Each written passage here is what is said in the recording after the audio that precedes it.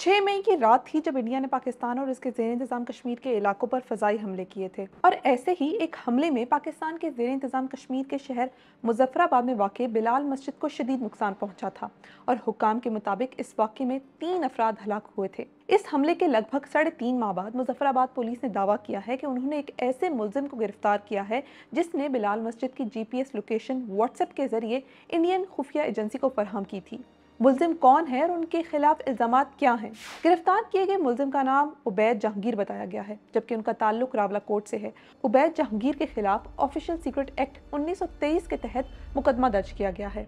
FIR के मुताबिक मुलजिम ने अहम और हसास तंसीबात और मकामात की तस्वीर दुश्मन मुल्क इंडिया की खुफिया एजेंसी को फराहम की। FIR में मजीद कहा गया है कि उबैद ने इंडिया की जानिब से निशाना बनाए जाने वाली बिलाल मस्जिद की GPS लोकेशन बजरिए व्हाट्सएप मैसेजेस और मॉडर्न डिवाइसेस इंडिया की खुफिया एजेंसी को फराहम की और इसके अवज़ भारी रकम वसूल की।